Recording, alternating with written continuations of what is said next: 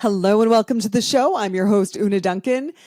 And dudes, today's interview triggered the shit out of me. And it's pretty fascinating if you can handle it. So my guest today is Roland Cochran. He is an expert in the field of sex and pornography addiction. So I have a lot of empathy for people who struggle with addiction. And I know that addictions can make people do really horrible things. But I'll just say that in this conversation, I sometimes found it hard to have empathy when Roland describes addictive behaviors of men treating women like objects and conquests. And dudes, I edited out some of the most disturbing shit. I should also say that Roland specializes in helping high-achieving men with sex addiction. And sometimes it's hard to feel bad for high-achieving men. So I'm just going to put that out there. If this is not the conversation for you today, I totally get it. And if you can deal with all of that, I think you're going to find it really interesting. We talk about why sex and porn addiction is on the rise. We talk about the dangers of having an emotional affair. No touching, just emotions. We talk about why high achievers are more likely to have addictions of any kind and how to raise boys to have a healthy relationship to sex and porn. And listen, even if you aren't raising boys like I am, or if you feel like you absolutely cannot relate to anyone with a sex addiction, this conversation is about having a consumption pattern that you feel shame about and that isn't serving you. Here's Roland. Breaking news. Your dream life isn't going to happen because you made a vision board. You're going to need goals, grit, and some woo-woo shit. This podcast is about getting clarity on what you want, having the grit to do the actual work, and most importantly, constantly training your brain to be your bitch. Ready to be inspired? Here is your host, best-selling author, Una Duncan. Roland, thank you so much for being here today. I know, I'm excited. I can't wait. I had this on my calendar, and because of who introduced me to you, I knew it was going to be an awesome opportunity. So I'm looking forward to this conversation. Yeah, me too. All right, well, let's get right into it. So you say that sex and pornography addiction is actually on the rise. Yes. Why do you think that is? Obviously, I mean, the slam dunk is the internet. I know we all like to think of the internet as this like fixed thing, but it has not been around that long. I mean, it really didn't, it wasn't used until like 1995. And then even then it took a while for the adult film industry to get in there and dominate it. But now, I mean, their footprint is massive. And then I think the big piece is the phones. The phones came out. And then, blending the two, which is we also live in a very dopamine seeking time. People are getting really used to wasting time mindlessly. And so I think you pair that with a human need that is a fairly strong drive. You pair the dopamine addiction and the new habits that everybody has is wasting time and really doesn't feel that bad that they're wasting it. You pair that with a biological need that we all have. And then you can couple that with the accessibility of just something just being in your pocket. I mean, it's just a really dangerous combination. So is that how it happened for you? Tell us your story. You got caught cheating on your wife, right? Yes. And was that the moment that you identified with having an addiction, or did you know that something was wrong before? Oh my gosh. Yeah, that's such a great question. So no, I knew something was wrong long ago. So I knew I was addicted right around age like 11. I had a interesting attachment to it, and I knew it wasn't normal. It was on my mind a lot. And so that was kind of when this whole thing began. And I grew up in an extremely religious house, and I hated the religion that they chose. And so it was very, very legalistic, strict religion, and they shame pornography use, they shame masturbation. And so when this thing started taking over my brain, I couldn't tell anyone. There was no one to go to. I had to take it to the grave. I had to lie to everybody, lie to the bishop at church, lie to my parents. I wasn't going to tell anyone about this. It needed to be locked down, taken to the grave. And so that was kind of how this whole thing began. and not having a way to talk about that as a 10-year-old. Oh my gosh. I know back then I felt like I was a full grown man, because you always think you're full grown when you're a kid. But I think back, oh my gosh, as a 10-year-old, I just needed somebody to talk to about that. I mean, it's just, I have this urge in my body to do this. It feels good. But then I have these messages that I'm going to go to hell for something. And that was really how it started for me. So, but back in the day, I mean, this is like magazines or even just your thoughts. Like you just noticed that you had compulsive thoughts all the time about sex. Yeah. So it was at the time, it was pre-internet. It was, my friend had exposed me to some magazines that his brother had. And then, it kind of became thoughts. It was, some infatuations with, my sister's friends, just infatuation with women in person in general. But there was definitely something compulsive about it that began. And I knew. I even Googled on the internet when I was about 13, 14, how to stop.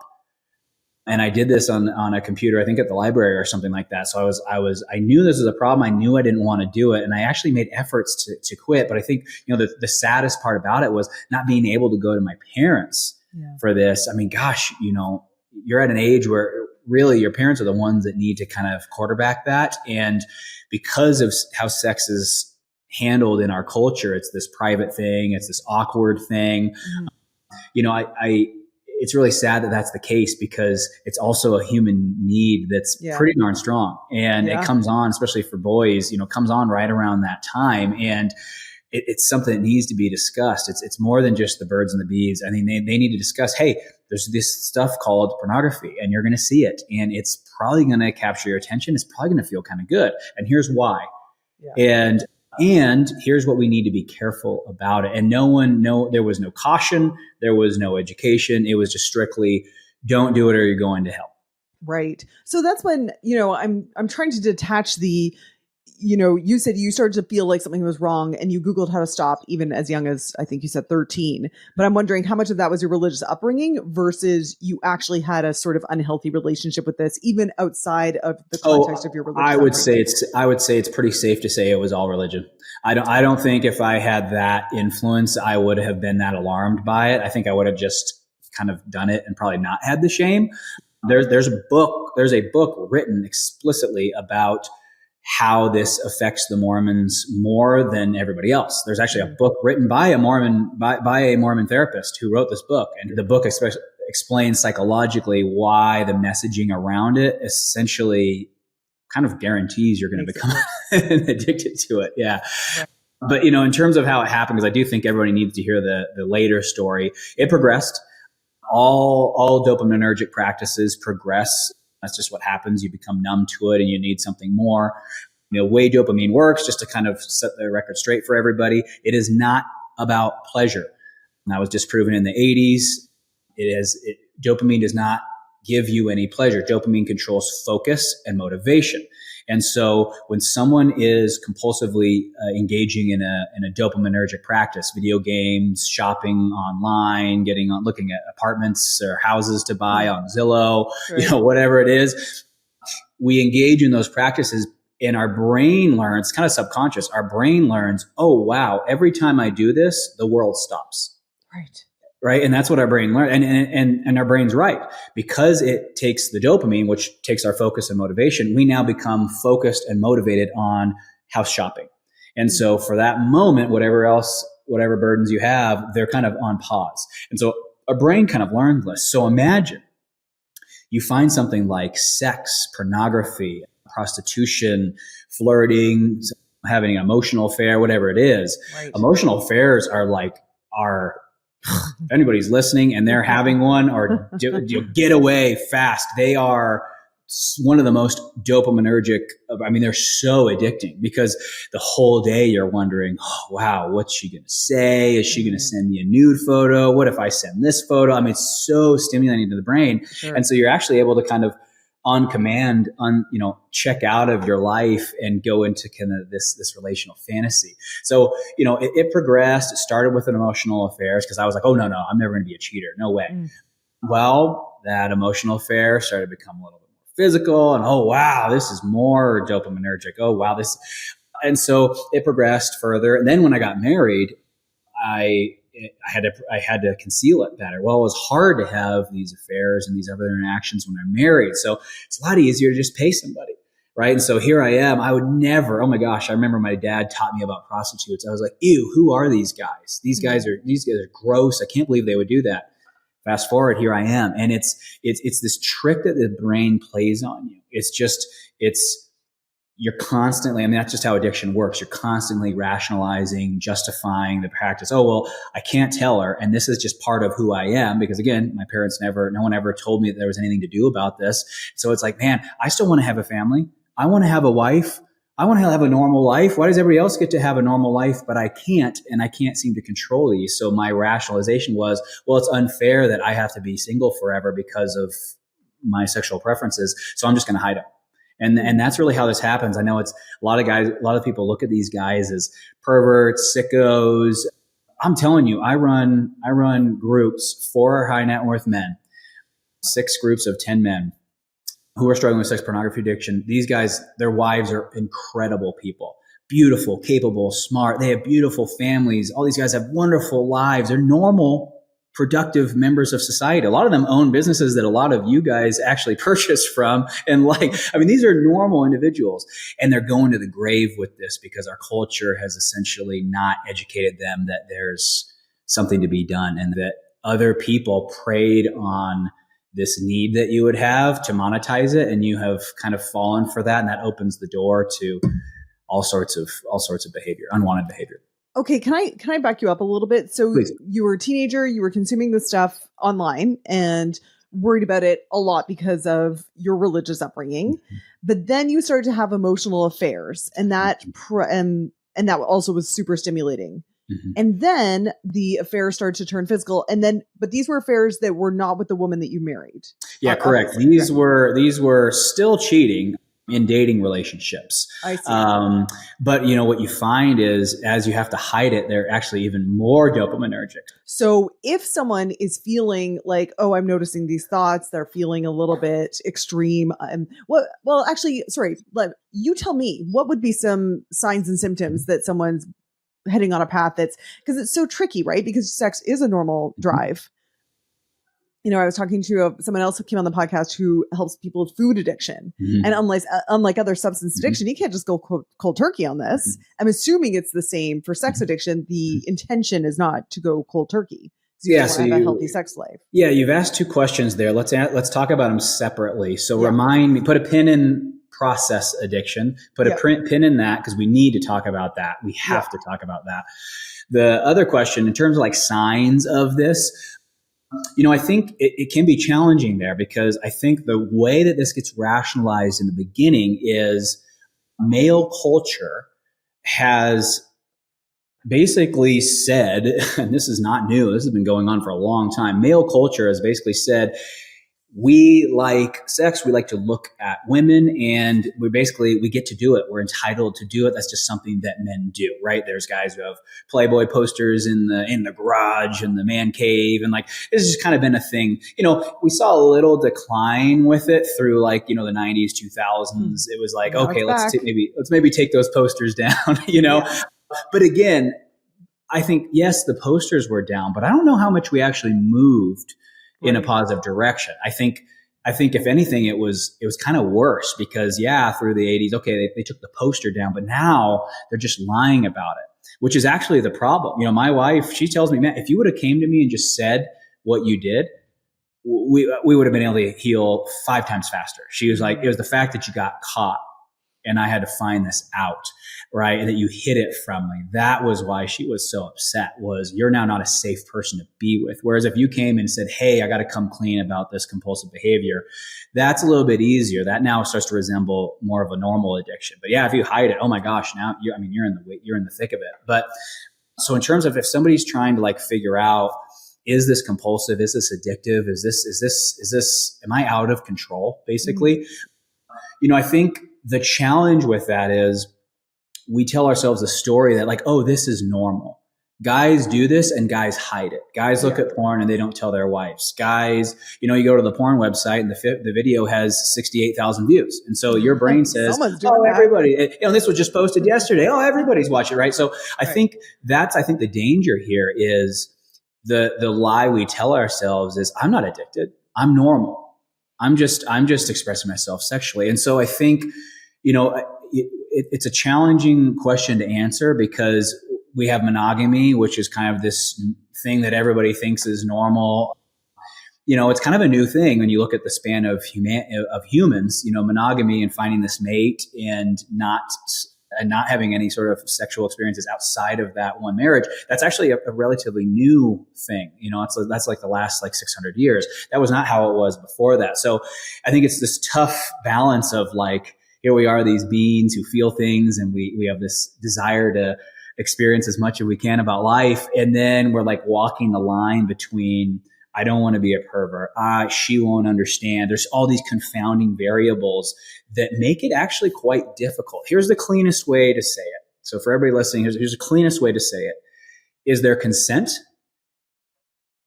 Are you lying or hiding life-altering information from somebody? And then third, is this a sustainable practice? I think you have to ask yourself all three of those questions. So consent, meaning the person's of age, they want to do this. You are being forthright with them and saying, hey, I have no intentions of having a relationship with you. I am going to literally have sex with you today and never talk to you again. Are you okay with that? And she's like, yeah, I'm totally fine with that. And she's not just saying it. She's actually fine with it. Mm-hmm. Cool. Checkbox one. Checkbox number two. Are you lying or concealing information? Is there somebody who doesn't know about this is going to be hurt by it? Because that's also not okay as well. And then that third one, is this a sustainable practice?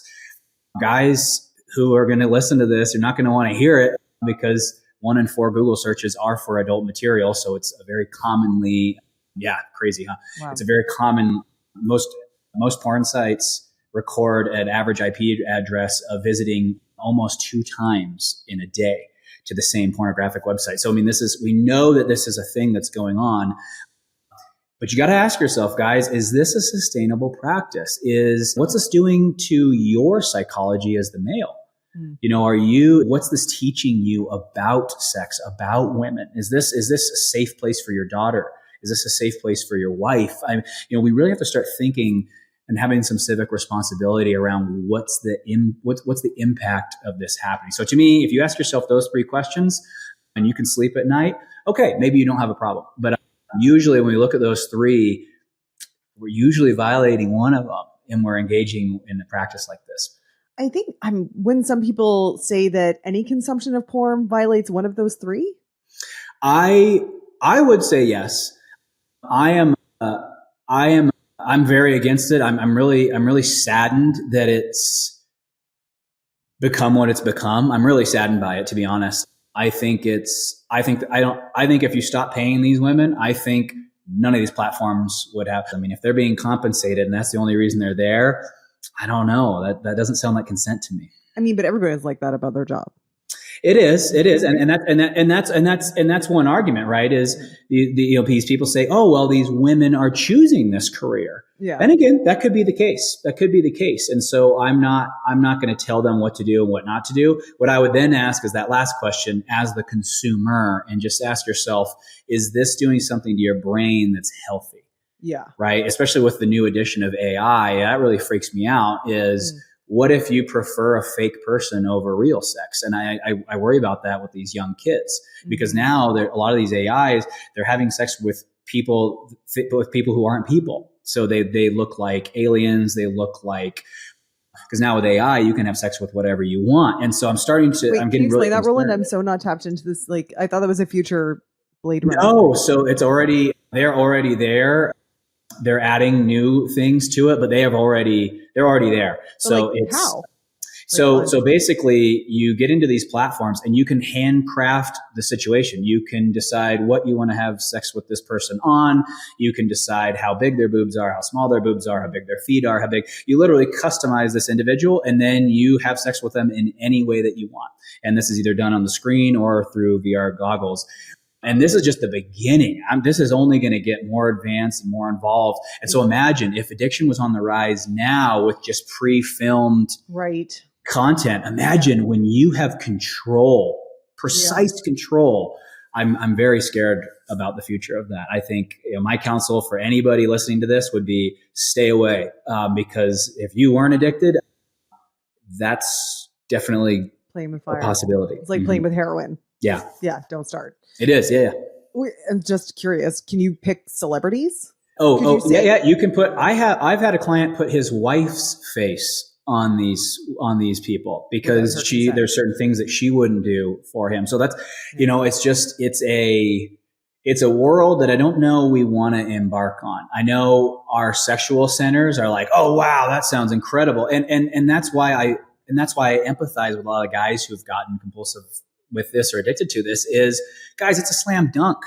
I mean, if you told me, hey, Roland, you're going to die at the end of the month if you don't make $1 million, first thing I would do is go prey on the sexual drive of men. It's a slam dunk. And so, the guys, as much as we have agency, we are kind of the victims of this because, I mean, come on, you're not going to not find that pleasurable. I mean, you are going to. It's up to you to put your foot down and say, but what are the consequences? And I don't think guys are asking themselves that question. And that's one of the big things I talk about in my book is, hey, what's the impact of this? I mean, we're seeing high school kids with erectile dysfunction, right? And so I think, this really is something that needs to be discussed for the guy's own longevity. If he wants to be in a fulfilled marriage, this is something that needs to be discussed because, is this going to harm your ability to be able to do that? Right. Never mind, what you're doing in objectifying these women, Correct. even for your own sanity and your own health. Yeah.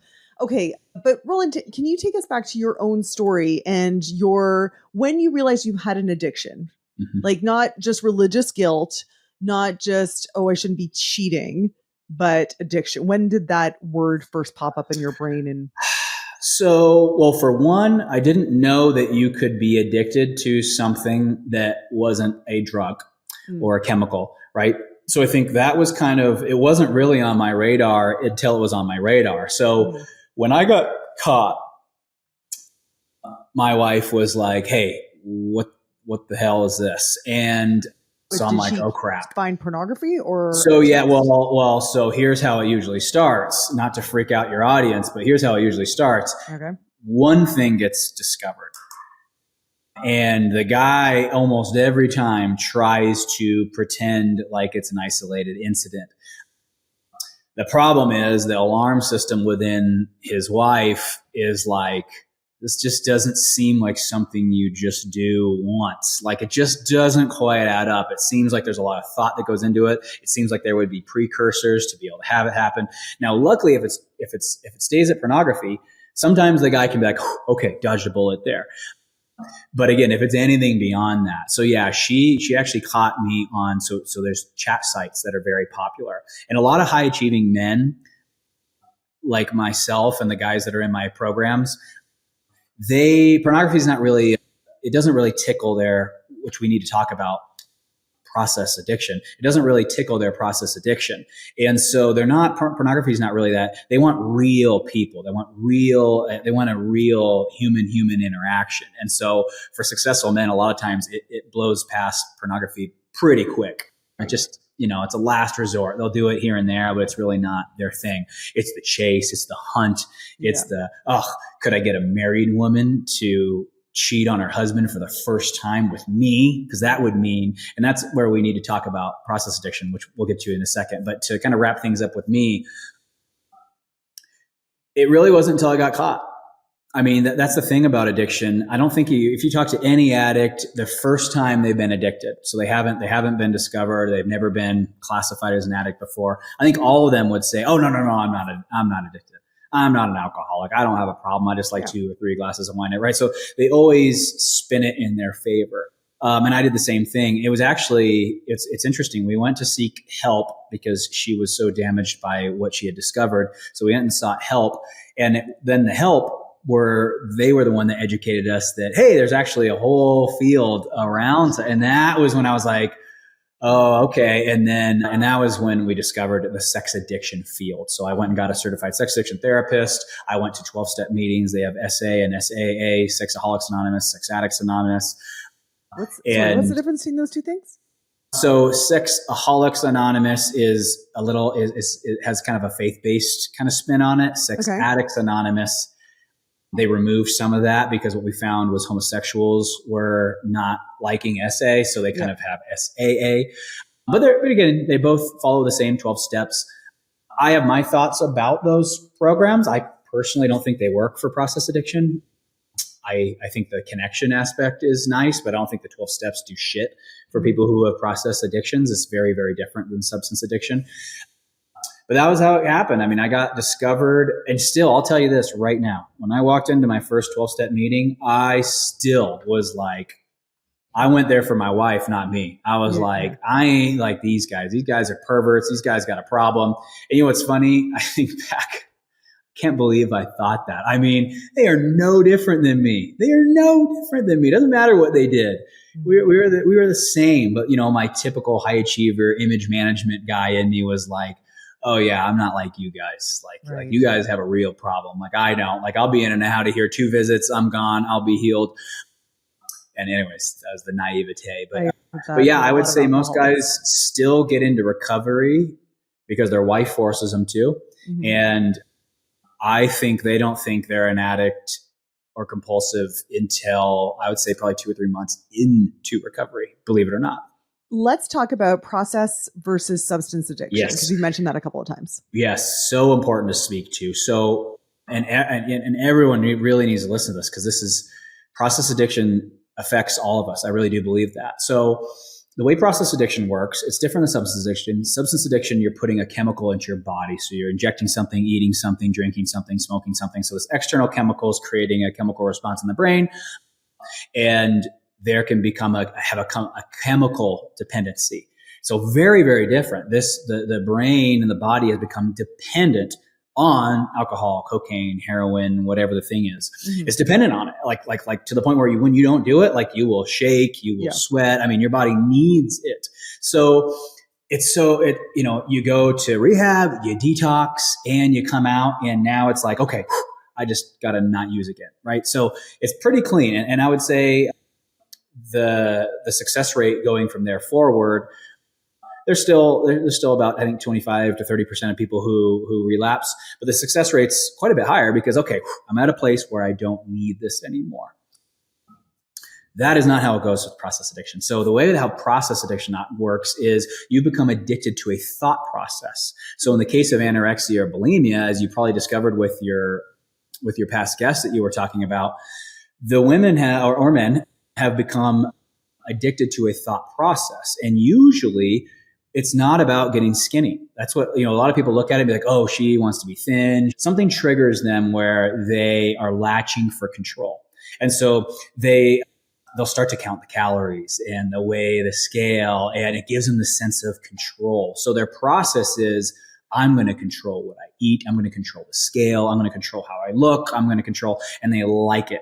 And so they're actually really, a lot of times has nothing to do with food or body image. A lot of it is, I am infatuated with controlling this. I'm addicted to it, and they can't stop.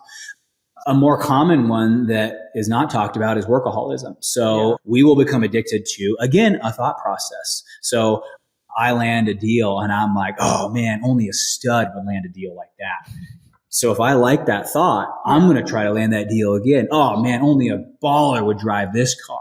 Right. So all of a sudden it's like these guys are, and this is very common. It's just not talked about because in this country, we love success and flaunting it. And so no one bats an eye. But one would argue if you cut those guys off and said, you can't make large amounts of money or tell anyone or show anyone about how much money you have, these guys would go through withdrawals. They would freak the fuck out because they get so much of their enjoyment from validating these stories about how badass they are. So skip to sex addiction, same exact thing. It's a thought process that these people are addicted to. And every guy has a different one. For me, it was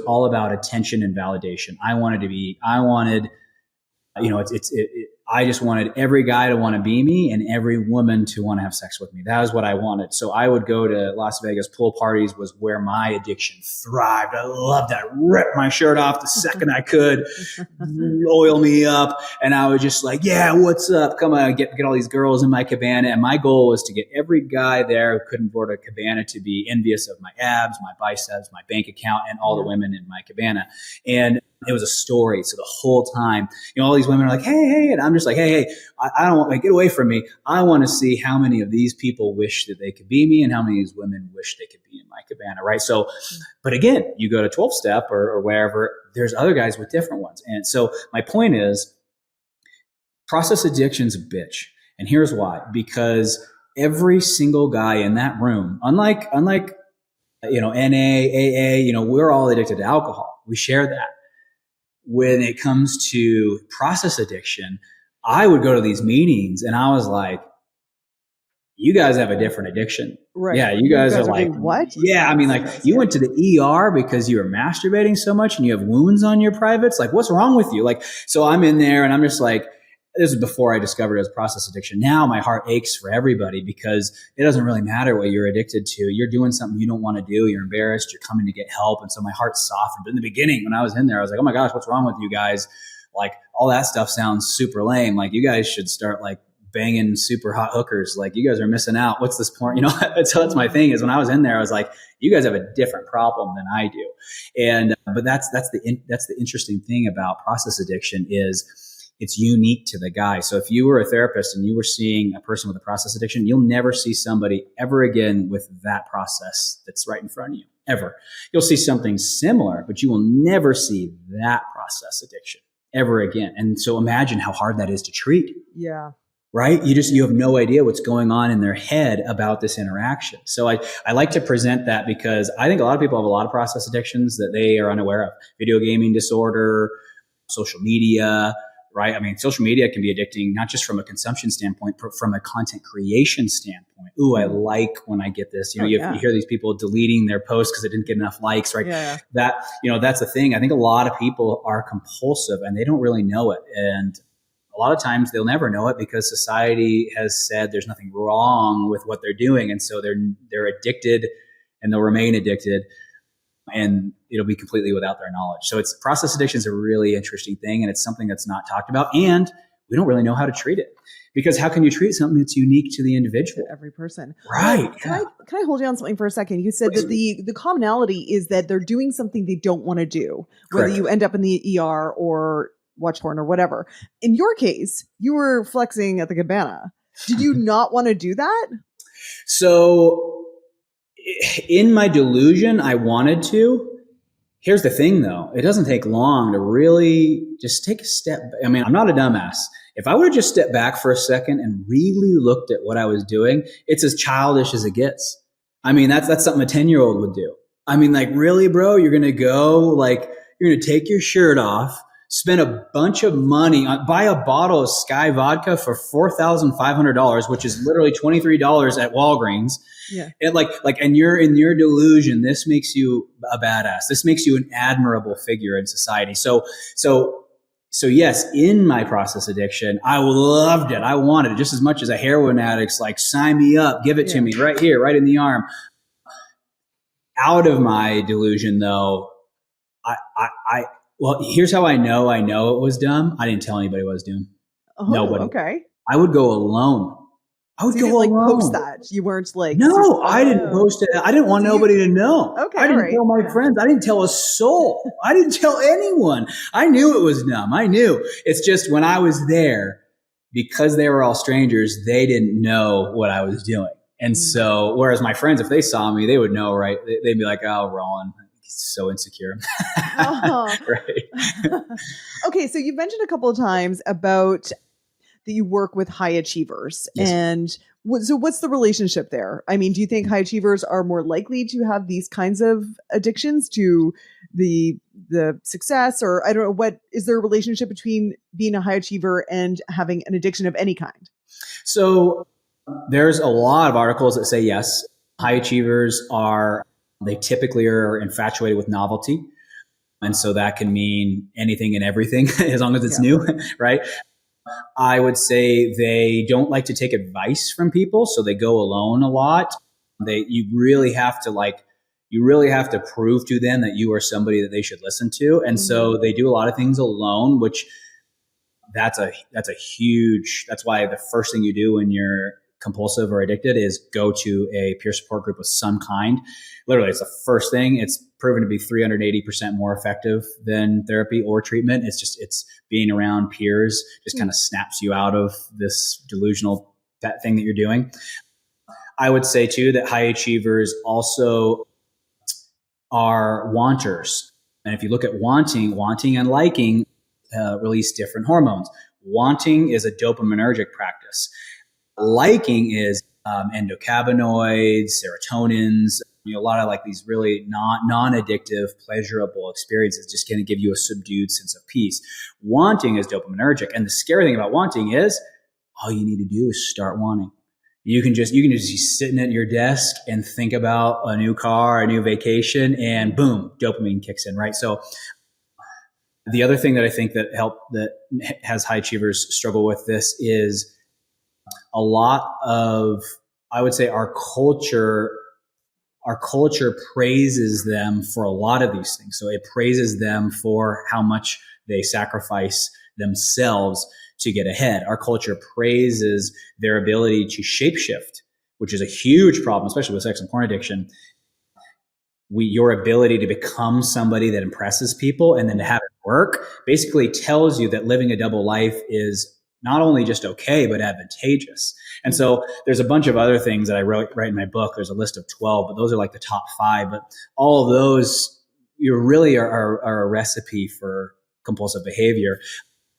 So I saw this population I saw them very susceptible to this, especially for their lust for admiration and respect. And I saw a huge problem as to why this is going to get worse in the future. And I also saw a treatment flaw in this huge blind spot in them getting the help that they need. So, societal norms are, I believe, one of the biggest contributors to why this problem even exists in the first place.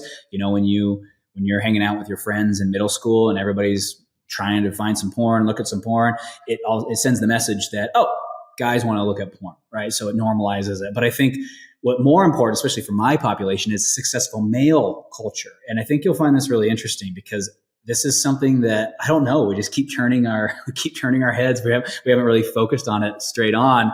I'm not sure if it's because everybody's kind of winning the game when they're there, and so they don't see a problem with it. I don't know. But what I mean by successful male culture is, the best description of this is James Bond. James Bond is at every single movie, even back in the Sean Connery days, he sleeps with at least one woman, usually 2, sometimes 3, and he never calls them again. Okay. It is a casual interaction. And if you watch James, he actually doesn't sleep with them. They sleep with James. He's usually minding his own business. And they're like, hey, here's my hotel room key. And then to make matters worse, it's the bad guy's wife.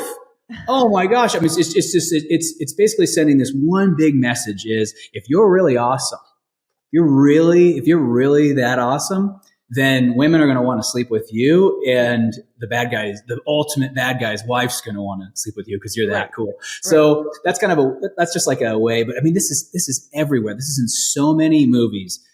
The successful men it's even in Disney movies. The quarterback, he's got this super hot blonde cheerleader that everybody wants, and then he gets banished to detention where he needs to get his grades up, and he meets this nerdy girl, and then she gets all dressed up for prom and she's actually hot, and then he gets to choose. It's his choice, not hers. It's his. Ooh, do I want her or her? And of course he's got this awesome hair and these cool biceps.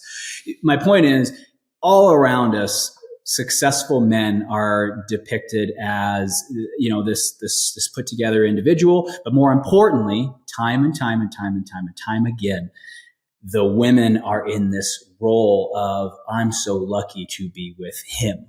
I have this role. I need to be really pretty. I need to be in the gym. And it's this thing that no one really talks about, but you'll see guys do it. This Wall Street guy marries his high school sweetheart, gets involved in mergers and acquisitions, makes a ton of money, and he's like, wow, all my friends are with these super plastic women. I need to get me one of those. And so then he either cheats or upgrades his wife like she's a car or something like that. And it's just this thing that I can speak to because we were poor. I became not poor. And yeah, all of a sudden when I became that, it was like, all right, hey, where's come on, where's all my stuff? Yeah. I don't know if you guys heard, but I just sold my company. Where's all these, I'm drinking here at the bar. Where are these women coming up? But it's like this expectation of, hey, where are my ladies at? And it's just a pathetic, sad, silly thing. I don't know what it has to do with financial success, but in our culture, we have somehow married the two, and women have become a part of, hey, if I've really achieved success, then this should be happening for me. I mean, you name it. It's in every music video. Jay-Z's in the backyard and there's 15 women in his hot tub. I mean, it's just, if you're awesome, then these sexual interactions should be happening for you. And so when men become successful, it's almost as if they're like, okay, hey, I made it. Where's the reward?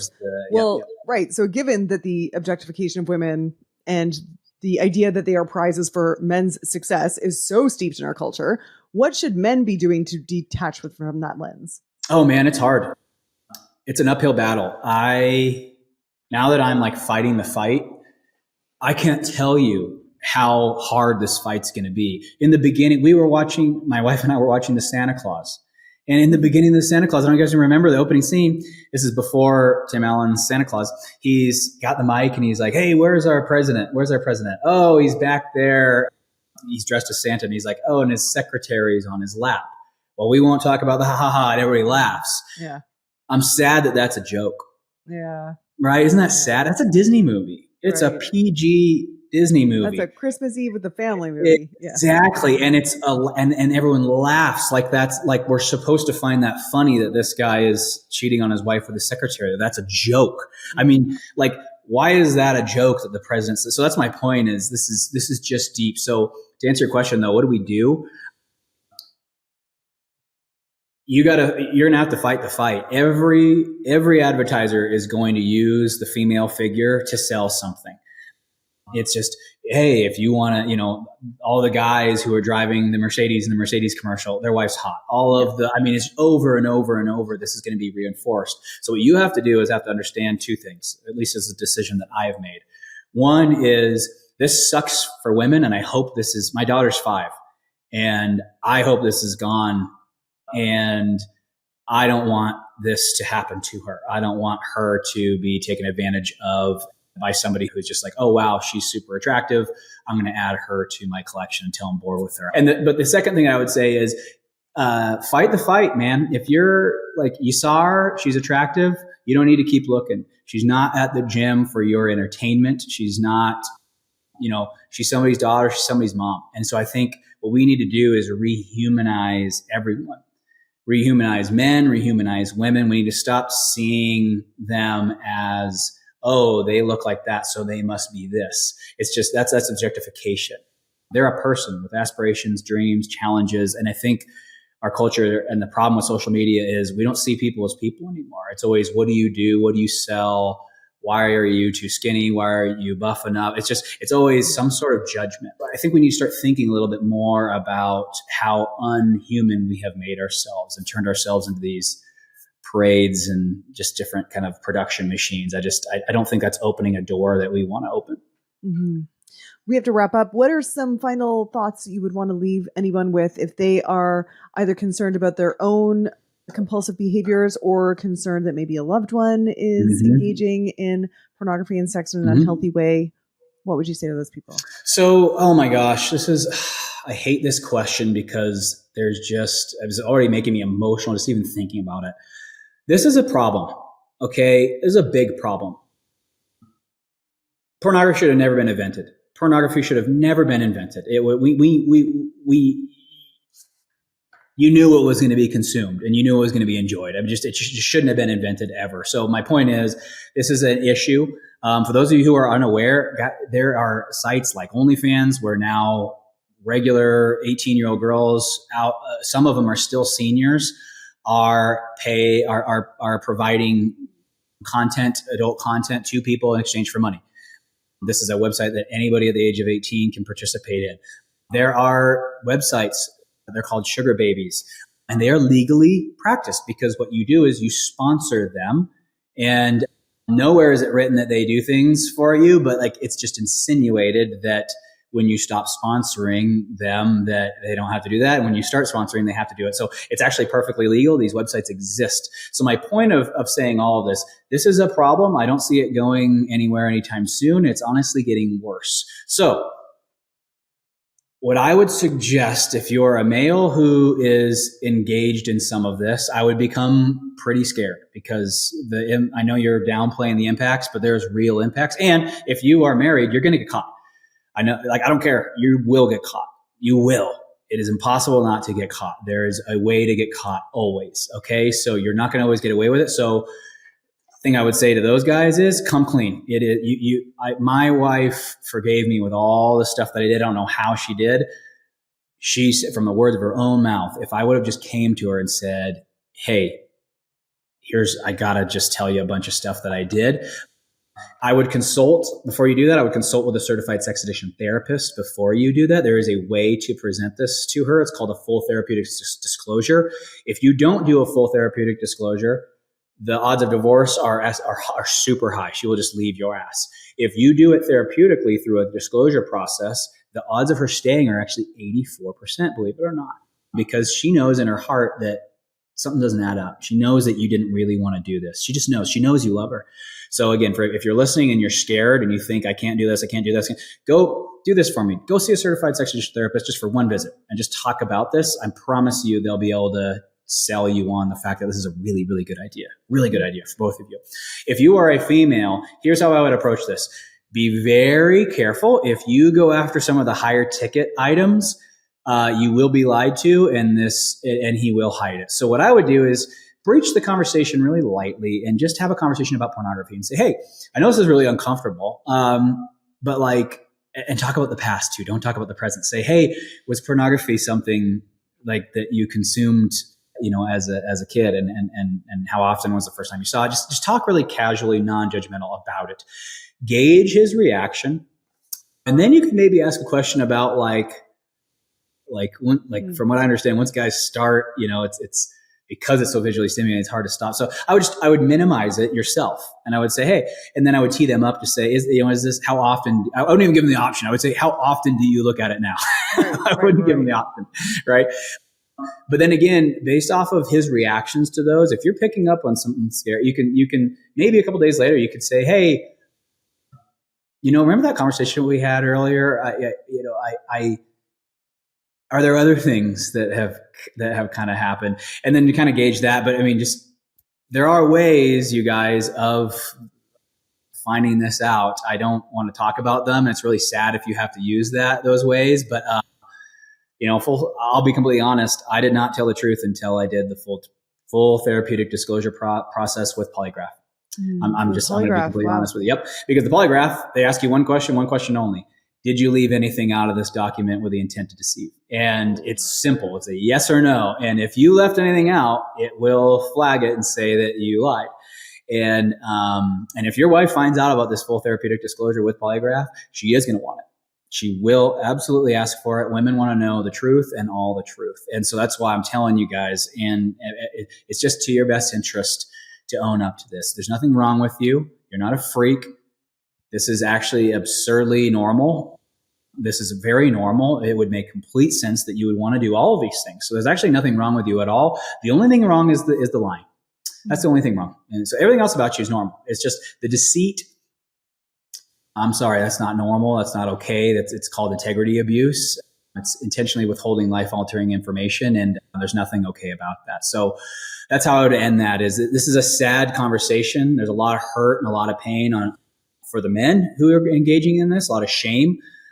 And there's a lot of hurt and pain for the women who end up being affected by this. It's an ugly topic. I hate discussing this, but I think it's something that needs to become more mainstream because statistics show conservatively this affects 18% of men. Roland, before you go, one final question. For those of us who are raising young men, what can we do to help them avoid a compulsive relationship with porn and sex? Talk about it like crazy. Talk. Tell them it's normal. Tell them that it makes a ton of sense as why they would want to do it. Tell them that they're going to keep wanting to do it. Tell them that they're going to get urges all the time to want to look. All the time in their adulthood, when they're young, when they're a teenager, when they're 60 years old, 70 years old, 80 years old. We just need to understand, hey guys, there's nothing wrong with wanting to look at a naked female. Of course you want to. What we have to just start to discuss is we also, there's tons of things that we want to do that we don't do. I'm sure heroin feels great. I haven't touched it because I am scared of it. We need to have that same relationship with this. You need to be as scared of this as heroin. You need to be so scared of pornography because this will change your brain and it's not going to change it in a way that you're going to be proud of. So you don't think there's any safe use of pornography? Unfortunately, they have ethical porn websites where these women and couples self-film or pay to have it filmed. Again, to me, okay, fine, it's ethical on their end. Is it right on your end? I think that's the thing. Psychologically, what you got to understand is, what are the ramifications of this, and do you want that for your life? I get it that you want the naked women. I get that you want to have sex with her. I get it. I want to have sex with her too. So does all the other guys. That's not really what we're asking. That's really not what we're asking. I'm not telling you to not want to have a threesome. You're probably going to want it. I'm not saying no. I'm not saying that you won't. What I'm saying is, what are you signing up for with it though? I think that's what people aren't understanding is, of course you want to take ecstasy. Of course we want to inject it. It's going to feel fantastic. We all know that, but we all are very scared of those hard drugs for a reason. I think we should have the same fear around pornography. I don't think that most people consuming it are truly signing up for everything that it's going to do to you, because it's going to be a lot more than the orgasm. Yeah. That's the teeniest part. It's the rest of what it does to you. That's what you're going to pay the price for. And everybody that you love is going to pay the price for. And I think you just need to understand, I want to sign up for that. Then go for it. Whatever. Knock yourself out. I'm not going to tell you what to do with your sex life. But if you plan on sharing intimate experiences with people you love, I would just be very cautious when you're going down this road. What you're reminding me of is, I think about drugs, the drugs that we experimented with in the 90s. I would not want my kids to even start, because drugs are so much more powerful now and so much more scary, I think. Mm-hmm. So it's the same sort of thing. You can't play with fire anymore. Yeah. Well, we're never saying the drugs don't feel good. We're not saying that. We're not saying the sex doesn't feel good. We're not saying the porn doesn't feel good. We're not saying the masturbation doesn't feel good. Nobody's arguing that it feels good. That's not what we're just making sure is that we're just being very tasteful and intentional when we're doing this. And that's not happening with sex and pornography. It is secretive. It's done in silence. It's being hidden from others. It's shameful. And, all of that is just, it's these things are being done behind closed doors. And if you are a parent listening to this, open those doors, talk about it. I would talk about all of it. And I would just say, hey, here's the things, but we need to be very careful. Like, if you get into having sex with your little AI girlfriend, you might not want to have sex with a real girl one day. So let's be careful with that. And this needs to be something discussed so that they can make an educated decision. Because I think what's happening is, by the time you're being educated, you're already addicted. And one final thing, Roland, just as a little outtake, you keep talking about men and female partners or female objects of desire. I'm assuming this also happens for gay men. And is it mostly men who have sex addiction, or are women having it too? So they suspect the latest numbers I've heard are old. They're from 2018, but it was approximately 12% of men and 8% of women. So women weren't that far beyond. When I go to 12-step meetings, there are women in the 12-step meetings, young women, old women. Pornography is not a men-only problem. Sex affects all of us, and it's an attractive thing to all of us. Now, has it been recorded that men have a higher sex drive than women? And is it more frequent? And does it take less? Does it take less to trigger their sex drive? Yes. So I think we see the numbers spike a little bit just because, when guys are going to be getting these, especially young men, right? They're going to be getting these urges quite frequently, and it really doesn't take much to get it going. Where I think women, there's a little bit more of a courtship that they're desiring. So when you see a woman who's being affected by this, it's pornography or chronic affairs. It's usually not a lot of the stuff in between. But, sometimes it turns into exhibitionism via OnlyFans, Instagram. So no, this affects both genders. It affects both genders differently. And I don't feel qualified to speak to how it affects women because I don't work with women. I'm not a woman. But I will say this, do not get me wrong. The numbers are shockingly large for both genders. And a gay or straight as well, I'm assuming. Yeah, gay men. There are tons of gay men in all of the 12-step meetings, tons and tons and tons of gay men. So yeah, this is not in no way is this a heterosexual issue. Is no way this is a gender issue. I wouldn't be shocked if 10 years from now, you and I have this conversation again and the numbers have doubled. I hope that's not the case. I really hope that's not the case, but it's heading in a direction that really creeps me out. I'm very worried about the future when it comes to this. I don't know what the ramifications are going to be because we've never had AI pornography. We've never had accessibility like this. And so we are playing with fire in a sense that I don't really think we know what we're messing with. But I'll tell you right now, it just doesn't feel like a good thing. Thank you so much for shedding some light on it today and telling your story and being so honest and forthright about all of that. I appreciate it so much. Yes, you're welcome. Thank you for having me on. I appreciate it. And for those of you who want my book, it will come out probably by the time this podcast is live. So it's called The High Achiever's Guide to Sex Addiction Recovery. Thank you so much, Roland. Okay, how are you doing, dude? Did you get the heebie-jeebies at any point during that interview? Because I did. But I think it's still interesting and I think it's still relevant. I don't know. You tell me what you think. I always want to know. My contact links are in the show notes. And of course, you can always leave a review saying, oh my God, this episode cured me of my sex addiction. And then, a million people will find the episode. And that might actually change my audience demographic a little bit. By the way, I just wanted to give a shout out to Gail Noonan, Stoongal, and Jolene Cloutier for the lovely reviews you guys just left. I mean, thank you so much. It means a lot to me. But listen, before I sign off on this sex and addiction stuff, I feel like I need a little bit of a palate cleanser on this topic. I feel like I want a female sex positive take on this situation. So I thought of Dr. Cheryl Fraser, who's been on the show a couple of times. And what I would want to ask her is there any ethical and healthy use of porn? And how do we know when a desire for sexual taboo is actually just part of a healthy sex life and when it's actually a slippery slope to something that can be really dangerous? I don't know. Let me know if you would like me to get her back on to talk about any of this stuff, or if you're just like, dude, I'm good for this stuff. Or if you have if you have the answers to that, oh my gosh, also, please go ahead and send me the weirdest opening DM ever. I'm going to look forward to that. Okay, until next week. Hey, dude, thanks for listening. If you like this episode, make sure you're subscribed so you can get the next one. And by the way, if you rate and review this podcast, it really helps me get found by other people who need some goals, grit, and some woo-woo shit. And be sure to connect and DM me at Una Duncan on Instagram and let me know what you thought of the episode. Chat soon.